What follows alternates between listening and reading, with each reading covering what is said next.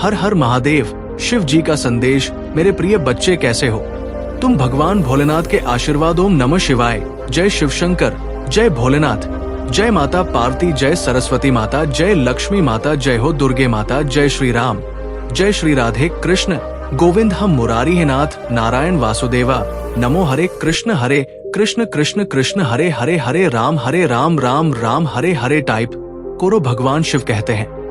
आप किसी चीज को मन से चाहो तो तुम्हें जरूर एक दिन मिल जाती है, केवल आपको सही समय का इंतजार करना पड़ेगा। ये कथा एक राजा की है जिसे आपको ध्यान से सुनना होगा। चलो कथा को शुरू करते हैं। बहुत समय पहले की बात है। किसी गांव में एक सम्राट था। उस सम्राट के पास सब कुछ था, बेशुमार दौलत थी, अच्छी प्रजा थी जो उसका ख्याल रखती थी, उसके आदेशों का पालन किया करती थी और वह भी अपनी का खूब ध्यान रखा करता था। उन्हें कभी किसी चीज की कोई कमी महसूस नहीं होने देता था। कहने को तो सम्राट के पास सब कुछ था, किसी चीज की कोई कमी नहीं थी, लेकिन उसका मन कभी किसी एक काम पर नहीं टिक पाता था। वो जब भी किसी भी चीज को करने का प्रयास करता तो उसका ध्यान कहीं भटक जाता। इस चीज को लेकर वो बहुत चिंतित रहता था। कई बार वो अपने बगल के राज्य के राजाओं से भी मिला था और सभी ने उसे अलग अलग राय दी थी। सभी ने उसे अलग अलग तरीके बताए थे। जो भी तरीके उस सम्राट ने सुने थे, उन तरीकों को अपने जीवन में उतारा, लेकिन उन उपायों से उसे कोई लाभ ना मिला, जिसके कारण वो हमेशा चिंतित रहता, परेशान रहता। कई बार तो रातों को उसे नींद भी नहीं आती और वो केवल करवटें बदलता रहता।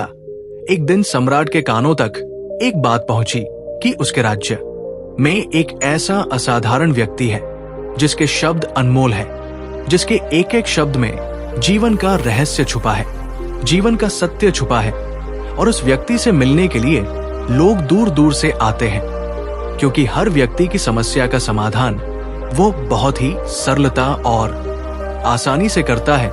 ये बात सुनकर सम्राट बहुत प्रसन्न हुआ। उसे लगा कि अब उसके सवालों का जवाब उसे मिल जाएगा।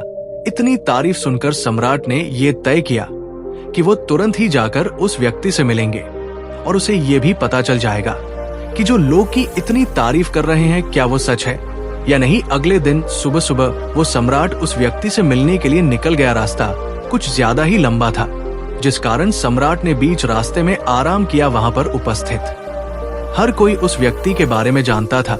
जब सम्राट ने उनसे उस व्यक्ति के बारे में पूछा तो वे लोग उस असाधारण व्यक्ति की खूब तारीफ कर रहे थे। तभी सम्राट ने सोचा कि लगता है ये व्यक्ति बहुत बुद्धिमान है, बहुत ज्ञानी होगा और प्रभावशाली व्यक्ति होगा, अन्यथा हर कोई उसकी इतनी तारीफ नहीं करता। जरूर ही उस व्यक्ति में ऐसी कोई बात अवश्य है जिसके कारण हर कोई उन्हें जानता है और उनकी तारीफ कर रहा है। उस व्यक्ति की तारीफ सुनकर सम्राट के मन में उस व्यक्ति से मिलने की उत्सुकता और अधिक हो गई। अब वो सम्राट जल्द से जल्द उस व्यक्ति से मिलना चाहता था, जिसके कारण वो आगे का सफ तय करना शुरू कर देता है। जैसे तैसे वो सम्राट उस व्यक्ति के आश्रम पहुंचा, पर आश्रम में उसे कोई नजर नहीं आया। आश्रम के पीछे एक छोटा सा बगीचा था। जब सम्राट वहां पहुंचा तो उसने देखा कि एक माली बगीचे में काम कर रहा था। उसका पूरा शरीर मिट्टी से लथपथ, पैरों में कोई चप्पल नहीं थी। इसको देखकर सम्राट ने माली से कहा, सुनिए महोदय, इस आश्रम के मालिक कहाँ हैं? मैं उनसे मिलने आया। इस पर वो माली जवाब देता हुए कहता है, श्रीमान आप अंदर बैठिए, मैं उन्हें बुलाता हूँ, वो जल्द ही आपसे मिलेंगे। माली की ये बात सुनकर सम्राट अंदर कुटिया में जाकर बैठ गया और उस असाधारण व्यक्ति के आने का इंतजार करने लगा। कुछ देर प्रतीक्षा करने के बाद जब असाधारण व्यक्ति उस सम्राट के सामने पहुंचा, उसने देखा कि ये तो वही व्यक्ति है जो बगीचे में काम कर रहा था। सम्राट ने उन्हें नमस्कार किया और बहुत हैरानी से कहा, अरे आप तो वही माली है जो बाहर बगीचे में काम कर रहे थे। लेकिन अब की बार तो माली एक बौद्ध भिक्षु के रूप में आया था। तभी बौद्ध भिक्षु सम्राट से कहते हैं, सम्राट मेरा मजाक माफ कीजिए, मैं बगीचे में छोटा सा काम कर रहा था। मैं ही यहाँ का माली हूँ और मैं ही वो असाधारण व्यक्ति हूँ जिससे आप यहाँ इतनी दूर मिलने आए। कृपया करके अपने आने का कारण बताएं। इस पर सम्राट उन बौद्ध भिक्षु से कहता है, महाराज मैंने सुना है कि आप जैसा व्यक्ति इस पूरे राज्य में नहीं है। मैंने आपकी तारीफ सुनी है, मैंने आपके बारे में कई सारी अच्छी बातें सुनी हैं। मैंने ये भी सुना है कि आपके पास जो भी अपनी समस्या लेकर आता है उसकी समझ का समाधान आप अवश्य करते हैं। इसी कारण वश मैं आज आपसे यहाँ पर मिलने आया हूँ और मैं आपसे उपदेश सुनना चाहता हूँ। लेकिन मेरे मन में एक शंका है, इस पर बौद्ध भिक्षु सम्राट से कहते हैं। कैसी शंका इस पर सम्राट कहता है? मैंने बहुत से विद्वानों को देखा है, बहुत से ज्ञानियों को देखा है। वे जब भी चलते हैं तो उनके पास तरह तरह की ज्ञान की किताबें होती हैं। उनके पास ऐसा कोई ना कोई संकेत जरूर नजर आता है जिससे ये पता चल सकता है कि वे लोग ज्ञानी हैं।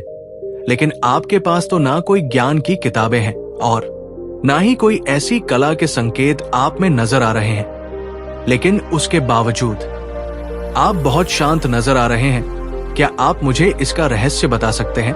इस पर बौद्ध भिक्षु मुस्कुराने लगे और सम्राट से कहते हैं, मेरा ज्ञान तो इस संस्कार में प्रकृति के रूप में हर जगह है। मैं अपना ज्ञान जीवन की सरल और साधारण वस्तुओं से ही लेता हूँ।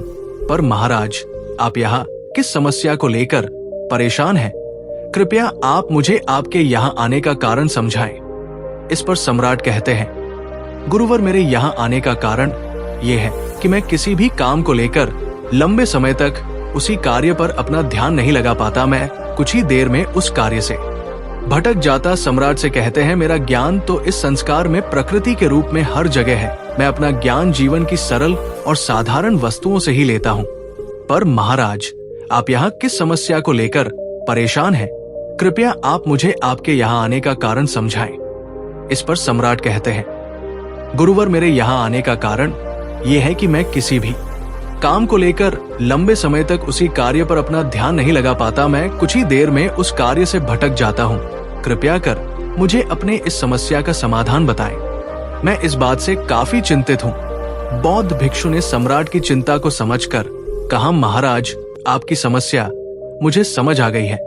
आप जिस कार्य पर ध्यान नहीं लगा पा रहे उसके लिए मैं आपको एक उपाय बता सकता हूँ।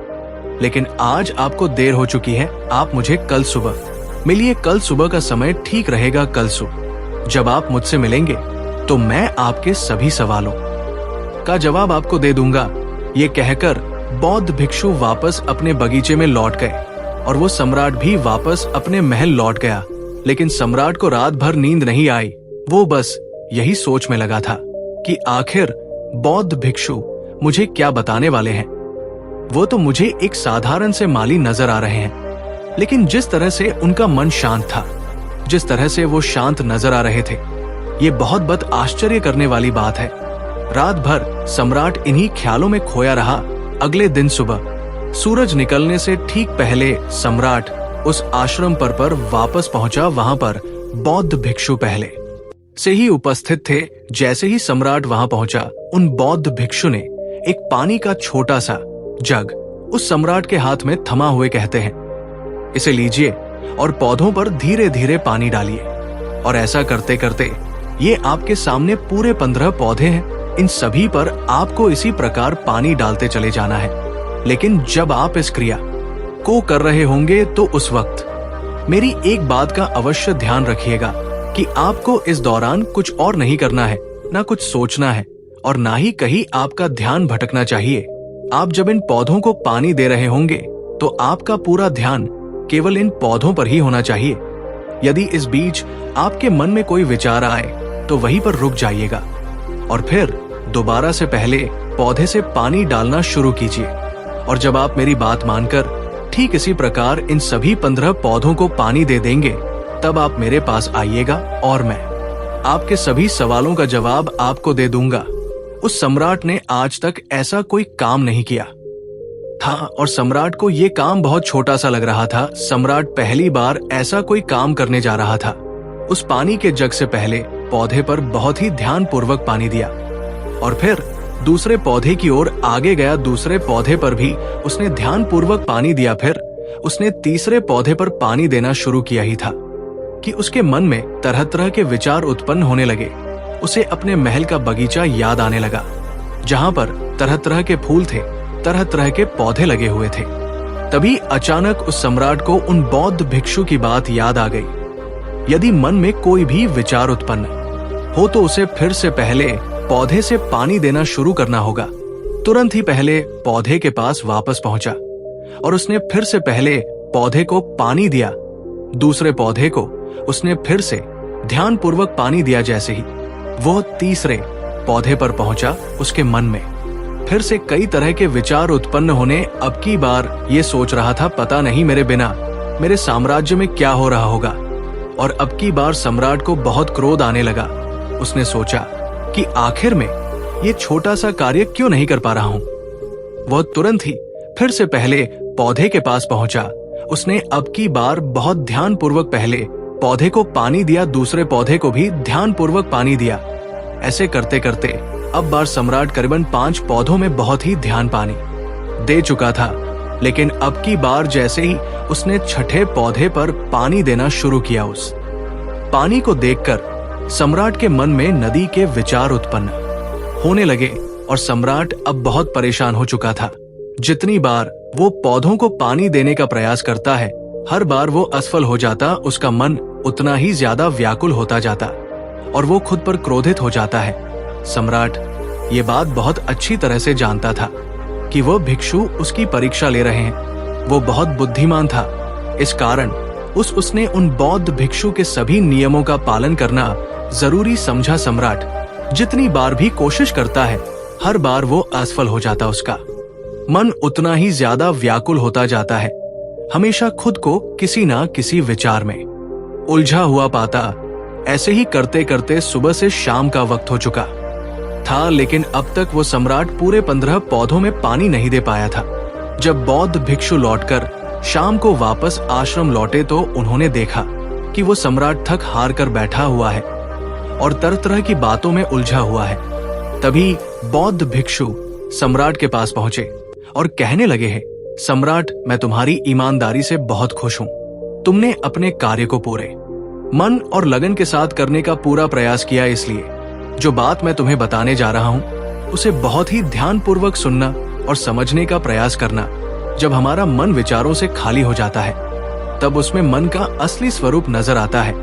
तब साधारण से साधारण सा काम भी हमें ज्ञान और शांति देता है। इस पर सम्राट उन बौद्ध भिक्षु से कहता है, हे महाराज, पर यह कैसे संभव है? मैं तो जब भी कोई कार्य करता हूं तो मन में कई तरह के विचार उत्पन्न होते हैं और मैं उन विचारों में फंस कर रह जाता हूं और वहां से बाहर निकलने का कोई रास्ता मुझे नजर नहीं आता। तभी बौद्ध भिक्षु मुस्कुराने लगे और सम्राट से कहते हैं, हे सम्राट, तुम पौधों में पानी नहीं डाल रहे थे, तुम तो जल्दी जल्दी अपने इस कार्य को बस खत्म करना चाहते थे। तुम्हारे मन में तो ये विचार उत्पन्न हो रहा था कि तुम जल्दी से जल्दी इन 15 पौधों में पानी दे दो और उसके बाद तुम मुझसे मिल सको, मुझसे अपने प्रश्नों का उत्तर जान सको। किसी कारणवश ये कार्य तुम्हें बोझ सा प्रतीत हो रहा था, मानो मैंने तुम्हारे कंधों पर एक बोझ रख दिया हो और यही कारण है कि तुम अपने आप को इस पल में रोक नहीं पाए। जब हमारे सामने रखा हुआ कार्य बोझ लगता है तो हम उसे बस जैसे तैसे खत्म करना चाहते हैं और उस काम को करते समय हम अपना पूरा ध्यान उस कार्य पर नहीं दे पाते। किंतु अगर तुम इस पल के महत्व को समझ पाते, इसके महत्व को महत्व दे पाते और केवल पौधों और पानी पर ध्यान देते, तो तुम्हें कोई भी विचार परेशान नहीं कर पाते। इस पर सम्राट कहता है, महाराज, मुझे आपकी ये बात समझ में आ रही है कि मैं जल्दी जल्दी इस कार्य को खत्म करके आपसे मिलना चाहती था, जिस कारण मेरा मन इस कार्य में पूरी तरह से नहीं लग सका। लेकिन ये एक पल है जो हम जी रहे हैं, उस पल में रहना बहुत कठिन है। क्या मुझे इसके लिए कोई तपस्या या तप करना होगा? इस पर बौद्ध भिक्षु एक बार फिर मुस्कुराने लगे और सम्राट से कहते हैं, जिस शांत मन की तलाश तुम कर रहे हो, वो शांत मन तो पहले से ही मौजूद है, वो तो पहले से ही तुम्हारे भीतर है। इसके लिए तुम्हें कहीं भी जाने की कोई आवश्यकता नहीं है और ना ही तुम्हें कहीं शांत जगह जाने की आवश्यकता है। इसके लिए कुछ जरूरी है, तो वो है अपनी सांसों पर ध्यान देना। इसलिए अपनी सांसों पर ध्यान देना सीखो। हम किस तरह से सांसें ले रहे हैं और किस तरह से त्याग रहे हैं, इस बात को देखने और समझने का प्रयास करें। तब तुम्हें ये समझ में आ जाएगा कि तुम्हारा शांत मन तो तुम्हारी सांसों के साथ ही बना हुआ है। उसके बाद तुम चाहो तो कोई भी कार्य करते वक्त भी अपनी सांसों पर ध्यान दे सकते हो। जब तुम कहीं चल रहे हो, कोई ऐसा कार्य कर रहे हो, तो तुम्हें अपनी सांसों पर ध्यान देना चाहिए, या कोई भी ऐसी क्रिया जो तुम्हें वर्तमान से बांधे रखे। इसका एक और तरीका है, 2-4 मिनट अपने आसपास की प्रकृति पर गौर करो, देखो कि क्या चल रहा है तुम्हारे आसपास। इससे तुम वर्तमान में आ जाओगे। फिर तुम आप कार्य को जल्दी जल्दी बस यूं ही खत्म नहीं करके उसे पूरे मन से करने का प्रयास करो, जिससे तुम्हारा मन एकाग्र होगा। और जब तुम्हारा मन एकाग्र होगा तो तुम चाहे कोई भी काकाक यूं ना करो, फिर चाहे वो छोटा हो या बड़ा, तुम्हारा मन उसमें पूरी तरह से विलीन हो जाएगा और वो कार्य ही तुम्हें शांति और ज्ञान भी प्रदान करेगा। ऐसे समय पर हमारे मन में किसी प्रकार के कोई विचार उत्पन्न नहीं हो पाते, और जब हम ऐसा करते हैं तो कथा और कर्म एक हो जाते हैं और हमारे भीतर की जो शांति है वो प्रकट होने लगती है। हम उसमें मग्न हो जाते हैं। इसे तुम चाहे तो आनंद कह सकते हो या फिर वर्तमान में जीना कह सकते हो, और यह अवस्था सरलता से प्राप्त भी कर सकते हो। बस तुम्हें केवल अभ्यास करना होगा। बौद्ध भिक्षु सम राज से कहते हैं, जो मन मुश्किलों में शांत रहता है, मुश्किलों से भागता नहीं है, केवल सचेत रहता है, वो मन हर परेशानी को पार कर सकता है, हर दुविधा से बाहर निकल सकता है। सम्राट को उन बौद्ध भिक्षु की ये सारी बातें समझ में आ चुकी थी। उसने उन बौद्ध भिक्षु को प्रणाम किया और वहां से वापस अपने राज महल लौट आया। उसने अपनी सांसों पर ध्यान देना शुरू किया और धीरे धीरे इस निरंतर अभ्यास के कारण वो अपने हर कार्य को ध्यान और मन लगाकर किया करता था, जिससे उसे असीम शांति मिलती थी और वो छोटे छोटे कार्यों से भी ज्ञान प्राप्त कर लेता था। इसलिए दोस्तों, कभी किसी कार्य को बोझ मानकर मत कीजिए, क्योंकि यदि आप उसे बोझ मानेंगे तो जल्दी जल्दी उसे आप अपने ऊपर से उतारने का प्रयास करेंगे, अर्थात उसे जल्दी जल्दी खत्म करने का प्रयास करेंगे। लेकिन इस प्रयास के दौरान आप जो भी कार्य करेंगे वो पूरे मन और लगन से नहीं हो। इस संदेश को पूरा सुनना, इस बीच में छोड़कर बिल्कुल भी मत जाना, क्योंकि ये संदेश आज तुम्हारे रोंगटे खड़े कर देगा और जानकर तुम्हारे पैरों से जमीन खिसक जाएगी। क्योंकि मेरे बच्चे, इस संदेश में कुछ ऐसा है जो तुम्हें अभी तक याद नहीं है। मेरे बच्चे, आज मैं तुम्हारे प्रेमी के बारे में खुलासा करने आया हूँ। मेरे बच्चे, तुम्हारा प्रेमी तुम्हें धोखा दे रहा है। वो पिछले कई महीनों से तुम्हें इग्नोर करते हुए तुम्हारे पीठ पीछे बहुत कुछ कर रहा है। मेरे बच्चे, तुमने अपने प्रेमी को बहुत प्रेम किया है, उसे अपनी जान से भी ज्यादा मानते हो। तुमने उसे अपने हृदय में बसा लिया है। वह तुम्हारा हृदय से निकल नहीं रहा है। उसकी छवि तुम्हें हर समय सोते जागते, उठते बैठते दिखाई देती है। तुम उसके बगैर रह नहीं पाओगे। किंतु मेरे बच्चे, तुम्हें अब आज उसकी सच्चाई जाननी होगी। इसके लिए तुम्हें मेरे पूरे इस संदेश को सुना होगा। मेरे बच्चे, तुम्हारे महादेव जी तुम्हें ये सब बताने आए हैं, क्योंकि मेरे बच्चे तो मेरे प्यारे बच्चे हो और मैं तुम्हारा परम पिता महादेव हूं। इसलिए मुझे ये सब देखा नहीं गया है और मैं तुम्हें दौड़ करके बताने आ गया हूं। इसलिए मेरे बच्चे, मेरी बातों को सुनो ना और समझने और उनका पालन करना। मेरे बच्चे, तुम्हारा प्रेमी अब पहले जैसा नहीं है। उसके मन में कोई और निवास करने लगा। अब वो किसी और से प्रेम करने लगा है, किंतु वो तुम्हें ये सब बताना नहीं चाहता है, क्योंकि तुम जान जाओगे तो बहुत बड़ा बवंडर खड़ा कर दोगे। इसलिए वो छुपकर चोरी चोरी किसी और से बात प्रेम करता है। मेरे बच्चे, यदि तुम अपने महादेव जी को मानते हो तो वीडियो को लाइक कर दीजिए और चैनल को सब्सक्राइब करके कमेंट में हर हर महादेव जी लिख दीजिए। तुम्हारा भोलेनाथ जी तुम्हें बहुत ही शुभ संदेश बताने के लिए तुम्हारे पास आए हैं। इसलिए तुम इसे इग्नोर बिल्कुल भी ना करना। मेरे बच्चे, तुमने अपने प्रेमी के लिए बहुत कुछ किया है, उसकी हर बातों को माना है और उसकी हर आवश्यकताओं को पूरा किया है। जहां तक हो सका है तुमने उसकी खुशी के लिए अपना बलिदान दिया है। तुमने उसके लिए अपने घर वालों, दोस्तों और रिश्तेदारों को भी नहीं समझा है। तुम उसके प्यार में इस तरह पागल हो गए हो कि तुम्हें कुछ और नजर नहीं आ रहा है। तुम बार बार उसी को याद करते हो और उसी का चेहरा तुम्हें नजर आता है। मेरी बातें तुम्हें समझ में आ रही होगी, क्योंकि मैं ये सत्य तुम्हें बता रहा हूं। मेरे बच्चे, किंतु तुम चिंता मत करो। ऐसे लोगों के लिए चिंता करने से कोई मतलब नहीं है, क्योंकि जब वो तुम्हें इग्नोर कर ही चुका है तो उसके लिए आंसू बहाने से क्या मतलब है। आंसू बहा करके तुम अपना जीवन बर्बाद मत करना। तुम अपने हृदय को मजबूत करके अपने अपने कार्य पर ध्यान देना और अपने माता पिता भाई बहन को प्रेम करना, क्योंकि वही तुम्हें हर परिस्थिति में मिसाल देंगे और उनकी सहमति से ही सारे कार्य करना। प्रेम तो एक धोखा है। इस कलयुग में जिसने भी प्रेम किया है उसे धोखा ही मिला है, इसके सिवाय उसे कुछ नहीं मिला है। मेरे बच्चे, मेरी बातों का पालन करना। मेरे बच्चे, तुमने अपना पूरा जीवन दूसरों को दो खुशी देने में निकाल दिया है। तुम्हें अपने से ज्यादा अपने की फिक्र रहती है। अपने प्रेमी पिता, भाई बहन, सगे संबंधी सबको तुम खुश देखना चाहते हो, लेकिन तुम्हें सबसे ज्यादा दुख तुम्हारे अपनों ने ही दिया है। जिस पर तुम्हें सबसे ज्यादा विश्वास था, जिससे तुम्हें सबसे ज्यादा प्रेम है, उसी ने तुम्हें प्रेम और विश्वास का फायदा उठाया है, तुम्हें कष्ट दिया है।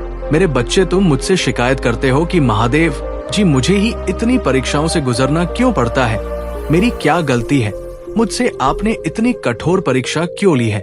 मेरे बच्चे, तुम्हारे साथ जो कुछ भी हुआ उसके जिम्मेदार केवल तुम हो। मैंने कदम कदम पर तुम्हारा मार्गदर्शन किया है, कदम कदम पर तुम्हें सचेत किया, तुम्हें सही लक्ष्य की ओर संकेतित किया, किंतु कभी भी तुम मेरे बताए गए मार्ग पर चले ही नहीं। तुम अपने स्वार्थ के पीछे, अपने संबंधों के पीछे इस कदर भाग रहे थे कि तुमने कभी भी अपनी आत्मा की आवाज नहीं सुनी। मेरे बच्चे, अपने महादेव जी के लिए इस संदेश को लाइक करके चैनल को सब्सक्राइब कर दीजिए और कमेंट में 888 टाइप कर दीजिए। मेरे बच्चे, ये सांसारिक माया जाल है जिसमें हर कोई फंस जाता है। एक बार जो इसमें फंस जाता है उसे निकलना मुश्किल हो जाता है। मेरे बच्चे, तुमने दूसरों को खुशी देने के लिए अपनी खुशियों का त्याग कर दिया। ये तुम्हारी सबसे बड़ी भूल है। तुम्हें एक भ्रम भी है, तुम पर सबकी जिम्मेदारी तुम्हारे ऊपर है, सबकी खुशियों का भार तुम्हारे कंधों पर है। मेरे बच्चे, होता वही है जो मैं चाहता हूँ, इसलिए सब कुछ मुझ पर छोड़ दो और एक स्वतंत्र तनाव मुक्त जीवन जीने का प्रयास करो। तुम जो चाहते हो मैं उसे अवश्य दूंगा, किंतु एक एक करके सही समय आने पर। मेरे बच्चे, इस पर विश्वास है तो हाँ लिखकर टाइप करे को शेयर करते हुए। मेरे बच्चे, तुम हर कार्य एक साथ नहीं कर सकते हैं, सब कुछ एक साथ प्राप्त नहीं कर सकते, इसलिए थोड़ा सब्र तुम्हें रखना होगा। मेरे बच्चे, तुम्हें जैसा दिखाई दे रहा है, मेरे बच्चे, तुम्हारे भरोसे की जीत हुई है, उसके पाप का घड़ा भर चुका है। अब उसके एक ही कर मुंह का हिसाब से देना पड़ेगा। तुम्हें उससे कहीं बेहतर कुछ मिलने वाला है जो उसने छीन लिया गया है। जो तुम्हें दुनिया की नजरों में नीचा दिखाना चाहता था, वो तो आप स्वयं की दुनिया की नजरों में गिरने वाला है। देखना है कि उसके जीवन में कितना बड़ा तूफान आने वाला है। उसका अहंकार टूटेगा और वो समझेगा कि उसने कितनी बड़ी गलती की है। मेरे बच्चे, तुम्हारे शत्रु के जीवन में एक इंसान ऐसा है जिसके आने से सबसे ज्यादा खुश शीमल है और उसे पर अपनी सभी शक्तियों का प्रयोग करके उसे रोकने का प्रयास करे, क्योंकि ये तुम्हें कुछ प्राप्त हुआ है तो उसका प्रयोग तुम्हें अवश्य करना चाहिए। मेरे बच्चे, तुम जीवन की इन परिस्थितियों से बहुत ज्यादा परेशान हो, क्योंकि तुम्हारे जीवन में दुख दर्द के अलावा कुछ मिला नहीं है। तुमने अभी तक अपने जीवन में सुख का अनुभव नहीं किया है, यही तुम सोचते रहते हो। तुम क्या सोचते हो, क्या मेरा ऐसा समय नहीं आएगा जब मेरे जीवन से इन दुखों का अंत हो जाएगा? मैं परेशान हो चुका हूं, मैं इतना परेशान हो चुका हूं कि मैं किसी से बात नहीं सकता हूं। मैं पाल पाल रो रहा हूं, क्योंकि मैंने जो चाहा हुआ मुझे मिला नहीं, और जिस उसकी मैं इच्छा की वह मुझसे दूर ही चला गया। मैंने सोचा था बहुत कुछ करने के लिए, परंतु मैं वहां कर नहीं पा रहा हूं। अपने जीवन को सरकार बनना चाहता था, अपने जीवन में उपलब्धि हासिल करना चाहता था, परंतु मुझे वो उपलब्धि प्राप्त नहीं हुई। मैं सोचता रहता हूं और रोता रहता हूं कि मेरे जीवन का ये वितराल समय कब खत्म होगा और इसकी समाप्त कब होगी। क्या कोई मेरा दुख दर्द दूर करने वाला है? यदि है तो वो मेरे सामने आए और मेरी समस्याओं का अंत करे। इस तरीके से मैंने एक एक पल बहुत कष्ट से गुजरा है, बहुत दुख से गुजरा है। वो मुझे स्मरण रहता है, सदैव मैं भूल नहीं पाता हूं वह एक क्षण को जो मेरे जीवन के साथ गुजरता है। मेरे बच्चे, मैं जानता हूं तुम्हारे साथ चल हुआ है, विश्वासघात हुआ है, परंतु तुम हार नहीं माने हो। मेरे बच्चे, यदि कोई तुम्हारे साथ विश्वासघात करता है तो तुम सिर्फ उसे जानकर अपने मन में रखो, उसे ये मत बताओ कि मैं तुम्हारे बारे में जानता हूं। जब तुम ये नहीं बताओगे तो तुम्हारे लिए सर्वोपरि स्थान तुम्हारे प्रतीक्षा करेगा। तुम किसी क्षण की प्रतीक्षा करना, कभी भी किसी के साथ बदला लेने का प्रयास मत करना। इसका बदला मैं स्वयं लूंगा पाएगा। और ऐसे में आप उस कार्य को जो अंजाम देना चाहते हैं, हो सकता है कि आप उसे अंजाम भी ना दे सके और इसी कारण वर्ष आपके मन में तनाव भी पैदा हो जाता है। हम चिंतित रहने लगते हैं, परेशान रहने लगते, क्योंकि जो अंजाम हम उस कार्य को देना चाहते थे, अंजाम हम उस कार्य को ना दे। और हम में से अधिकांश लोग यही गलतियां करते हैं। जब उन्हें कोई कार्य सौंपा जाता है तो वो उस कार्य को करने का प्रयास तो करते हैं, लेकिन वो चाहते हैं कि वो कार्य कितनी जल्दी खत्म हो जाए और वह उस कार्य को करते वक्त अपने आप को वहां नहीं रख पाते, बल्कि उनका मन तो कहीं और ही भटकता रहता है, जिससे हमारा मन हम पर हावी होने लगता है, हमें तरह तरह के विचार दिखाता है और हम उन विचारों में डूबते चले जाते हैं, हम उन विचारों में फंसते चले जाते हैं और फिर वहां से हमें निकलने का कोई रास्ता नजर नहीं आता, जिससे हमारे मन में तनाव पैदा होने लगता है। हम बहुत परेशान रहने लगते हैं, हम चाहकर भी किसी कार्य को नहीं कर पाते और जो कार्य हमें वर्तमान की ओर ले जा सकता था, उस दरवाजे को हम खुद ही बंद कर देते हैं, क्योंकि वो कार्य हमें बोझ लगने लगता।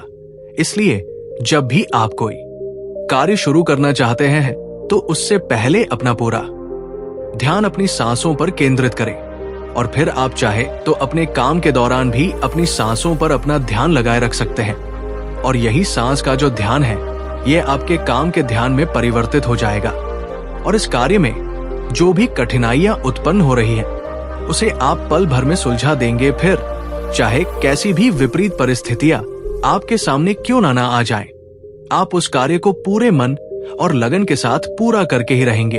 एक बार एक बहुत ही दुखी व्यक्ति एक महात्मा के पास आकर कहता है, मैं अपने जीवन से बहुत दुखी हूं, मैं अपनी बीवी, बच्चों और अपने परिवार को भी खुश नहीं रख सकता, मैं अपने लिए भी कुछ नहीं कर पा रहा। कभी कभी तो मुझे अपनी जिंदगी को खत्म कर देने के भी ख्याल आते हैं। आप इतनी साधनाएं करते हैं, इतनी तपस्या करते हैं, क्या आप मुझे कोई ऐसा मार्ग बता सकते हैं जिससे मैं अपने बुरे वक्त से बाहर आ सकूं? मेरा बहुत बुरा समय चल रहा है, 2 वक्त की रोटी का इंतजाम करना भी मेरे लिए बहुत मुश्किल हो गया है। अब आप ही बताइए कि ऐसे वक्त में मैं जिंदा रहूं तो कैसे रहूं, कैसे अपने परिवार को खुश रहूं? कृपया करके कोई साधारण सा तरीका बताने की अनुकंपा करें ताकि मैं आसानी से समझ सकूं, क्योंकि मैं बहुत पढ़ा लिखा नहीं हूं। अगर आप बड़ी बड़ी ज्ञान की बातें करेंगे तो शायद मैं कभी समझ भी नहीं पाऊंगा। ये सुनकर महात्मा ने मुस्कुराते हुए कहा कि तुम एक काम कर सकते हो। मेरा उसने सामने की तरफ इशारा करते हुए कहा कि उस ऊंची पहाड़ी पर एक मंदिर है और उस मंदिर के पास चींटिया का एक घर है जहां पर हजारों चींटियां रहती हैं। तुम्हें सुनने में बड़ा अजीब लगेगा, लेकिन वो चींटियां उस मंदिर की जमीन को खराब कर देती हैं, उस मिट्टी की उपजाऊ शक्ति वो खत्म कर देती है, जिसके कारण वहां पर कोई भी पेड़ या कोई भी घास पनप नहीं पाती है। तुम मेरा एक काम करो, उसके बाद मैं तुम्हें तुम्हारे सवालों के जवाब दूंगा।